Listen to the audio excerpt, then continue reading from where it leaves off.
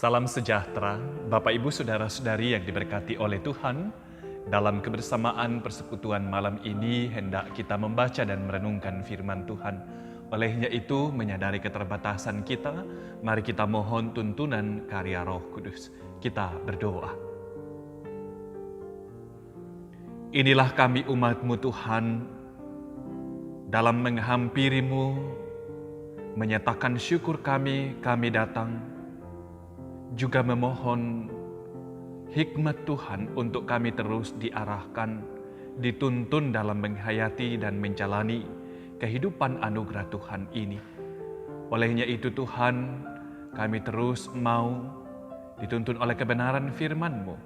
Kami hendak membaca dan merenungkannya lagi pada kesempatan ini. Namun hanya dengan pertolongan karya Roh Kuduslah kami akan dimampukan untuk membaca dan merenungkan, memahami dan melakoni firman Tuhan untuk menuntun mengarahkan menjadi pedoman langkah hidup kami. Bersabdalah Tuhan dalam Yesus Kristus, Juru Selamat kami, firman yang hidup. Amin. Bapak, Ibu, Saudara-saudari yang diberkati oleh Tuhan, saya akan membaca dan merenungkan firman Tuhan dalam kebersamaan kita malam ini dari kitab Mazmur pasal yang ke-78, ayatnya yang ke-32 hingga ayat yang ke-40, dan kita akan fokus membaca ayat 38. Ayat 38 berbunyi, "Tetapi Ia bersifat penyayang, Ia mengampuni kesalahan mereka dan tidak memusnahkan mereka. Banyak kali Ia menahan murkanya dan tidak membangkitkan segenap amarahnya." Amin. Sekalian kitalah yang berbahagia, yang terus menyatakan kecintaan kita terhadap firman Tuhan. Bapak, Ibu, Saudara-saudari, kisah seorang putri yang masih remaja, yang hidup mengikuti pergaulan di sekitarannya. Ia menyatakan tindakan yang benar-benar membuat ibunya merasa hatinya hancur karena kenakalan remaja yang ia ikuti. Suatu ketika sebelum hari ulang tahunnya, ia berjalan-jalan bersama dengan teman-temannya. Dan saat itu ibunya mendapat telepon dari polisi bahwa anaknya telah tertangkap karena sedang mabuk dalam mengendarai mobilnya bersama dengan teman-temannya. Ibunya pun segera berkunjung ke kantor polisi dan mengurus segala apa yang perlu diurus untuk anaknya, dan sehingga anaknya boleh pulang bersamanya. Dan saat ia sampai di rumah, ia beristirahat. Keesokan harinya, pas hari ulang tahunnya, ibunya memberi kado. Ketika dibukanya kado itu berisi sebuah batu kecil.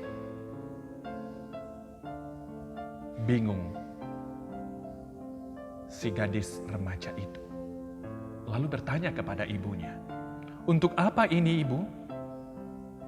Ibunya menjawab, "Lihatlah kartu di dalamnya dan bacalah." Dan setelah membaca kartu kado ibunya, meledak. Si putri remaja ini menangis dan memeluk ibunya dengan erat. Ternyata kartu tersebut, Bapak, Ibu, Saudara-saudari, berisikan tulisan, "Umur batu ini sudah lebih dari 600 tahun. Seperti panjang umur batu ini, sepanjang itu pula aku takkan menyerah untuk terus menyayangimu, putriku." Bapak, Ibu, Saudara-saudari, hal yang sama telah dialami oleh Israel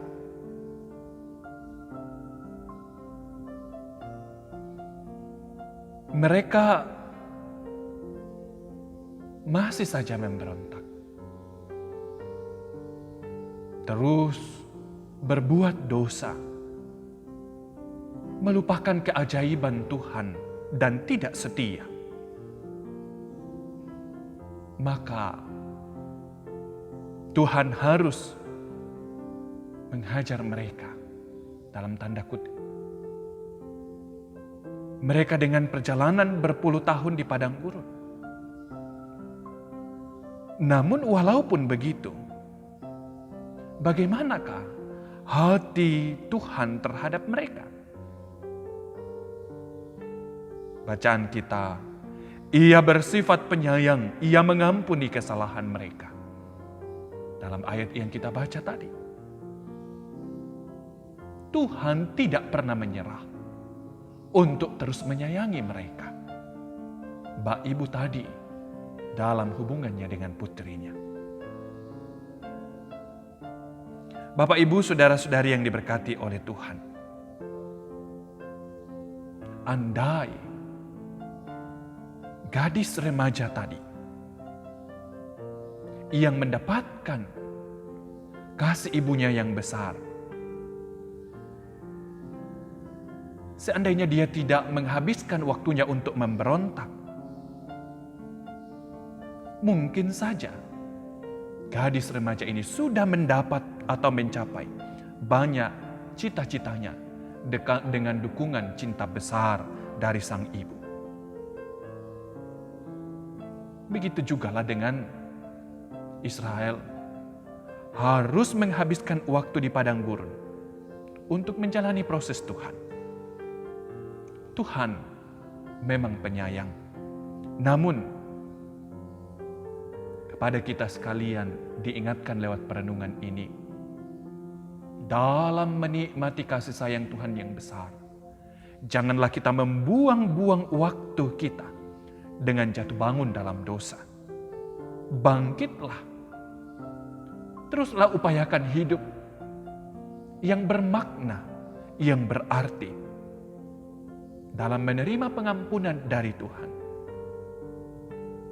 Mari nyatakan hidup yang benar dalam hubungan kita dengan Tuhan, dan kita ekspresikan, wujudkan dalam perjalanan hidup kita di tengah-tengah dunia ini.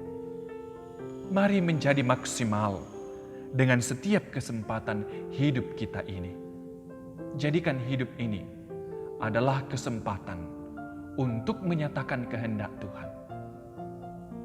Dan hayati hidup ini dalam menikmati kasih Tuhan yang besar untuk terus menjalaninya dengan merespon kasih Tuhan itu.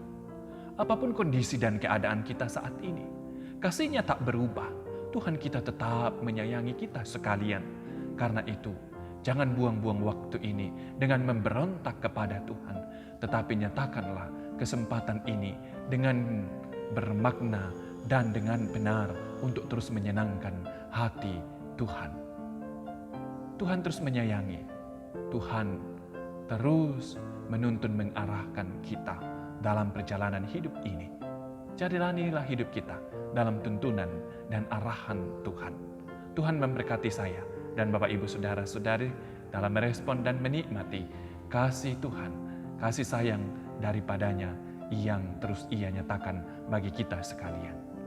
Amin. Mari kita berdoa. Terpuji Engkau, ya Allah kami, yang terus menyayangi kami umat-Mu. Biarlah kami terus menyadari kasih sayang-Mu, lalu kami tidak menyia-nyiakan kesempatan dalam menjalani hidup ini, menikmati segala apa yang Tuhan kerjakan yang baik bagi kami. Sehingga dalam perjalanan hidup kami ini, kami terus menyatakan kehidupan yang menyenangkan hati Tuhan saja. Dan demi kami menikmati hidup yang terus dituntun oleh-Mu. Bapa Surgawi, kami bersyukur untuk sepanjang hari ini. Dan kami bersyukur untuk apa yang boleh kami kerjakan. Tentu Tuhan, di dalamnya ada begitu banyak hal yang juga membuat kami bergumul, tetapi biarlah semuanya kami serahkan hanya kepada-Mu saja, Dalam karya tangan-Mu kami menikmati segala yang terbaik. Kami mohon Tuhan terus melindungi kami dan memberkati setiap apa yang kami akan kerjakan. Kami mohon ampun atas salah dan dosa kami. Kami bersyukur dan berharap di dalam dan demi Yesus Kristus, Tuhan Gembala hidup kami yang setia. Amin.